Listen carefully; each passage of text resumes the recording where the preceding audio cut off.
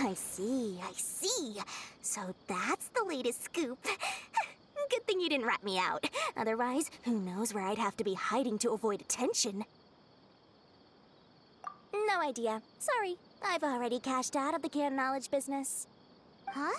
You mean you stopped selling it? That's right. With so much canned knowledge flooding the market, it was becoming impossible to fetch decent prices anymore. Besides, it seems that group of smugglers has practically taken over the market. It's a little rule of mine to never fight for a share of someone else's market. If I'm gonna make Mora, it's gonna be the lion's share. Plus, with regulations getting as tight as they are now, I figured I might as well just hang it up. Oh, sounds like we came all this way for nothing. Well, not completely. Granted, I don't know who's behind all the smuggling activity, but since you didn't sell me out, I'll let you in on what I do know. After all, those smugglers have really crossed the line, butting their way into the market like that. I hope their luck runs out soon so that I can take over. I mean, so that the industry can become more fairly regulated. Hey, you just want to make more business for yourself. Don't underestimate its value. Think about it. You can gain all sorts of knowledge while bypassing the troublesome process of studying. Naturally, that makes it a product worth a high price. Of course, not everyone needs that kind of knowledge, but in a market as big as Sumeru, there is plenty of demand. Plus, the cost of production is relatively low, so even if dealers have to cover transportation costs, there's still an enormous profit to be made. Then why does the academia prohibit selling canned knowledge? Being able to gain complex knowledge and become a scholar with the snap of your fingers does sound like a dream, doesn't it? But everything in the world comes at a price, right? Gaining knowledge is a complicated process.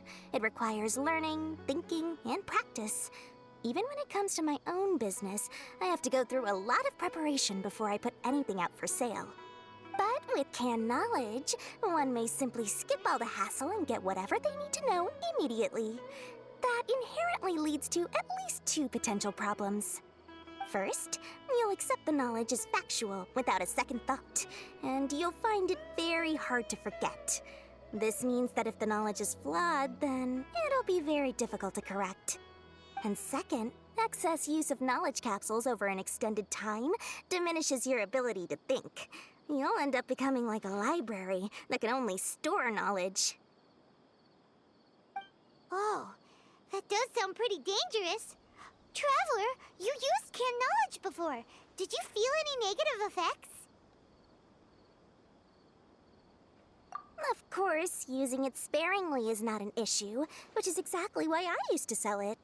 It's just like how medicine can be used to cure diseases, but can also do harm when overused. It all comes down to balancing the right amount. Anyway, back to the point. There'll be consequences if the sale of canned knowledge by those smugglers is left unchecked. And what's worse, you're playing right into their hands by focusing only on the canned knowledge that's made its way into the market. As far as I know, their real purpose is to distribute information about the Court of Desolation. That's where the real business opportunity is. The Court of Desolation? What's that? Rumor has it that it's a site of ruins from the age of the Scarlet King. It's said that with the treasures inside, one can see beyond life and death. But any research of the ruins is strictly banned by the academia. Word on the street is that there'll be an auction taking place in the desert. They're auctioning rare canned knowledge, some of which is related to the Court of Desolation. Once I heard about the auction, I began to suspect that all the canned knowledge popping up on the market is just a diversion. I'd wager that their real target is the Court of Desolation. Because studying those ruins is not just a simple matter. It requires knowledge spanning several fields. So, if they're aiming to quickly assemble a research team, canned knowledge would be the best solution. As for the auction, Chances are they're trying to attract and scout out anyone with interest or expertise on the subject. On the other hand, no one can say for sure that they will ever succeed in finding the Court of Desolation. So, they might as well just make a fortune while they're at it by hyping up the related canned knowledge at the auction. Sounds to Paimon like we better head to the desert and see the auction. Who knows, we might find some leads there. That's right. And now that I've shared all that valuable info with you, it's time to introduce our limited edition desert travel kit. It comes complete with a map straight to the auction location. As I said, I also have to make preparations before I sell things, right?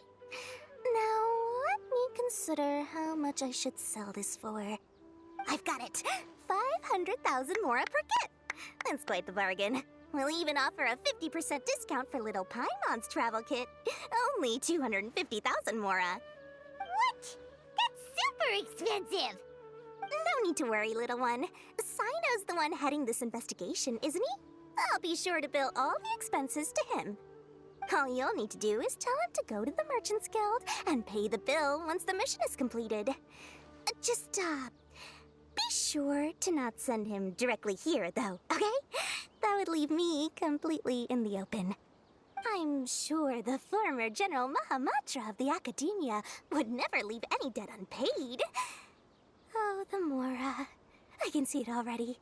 Loads of shiny Mora coming Dori's way. We'd better get going. If Dori keeps at it, we'll be out of Mora.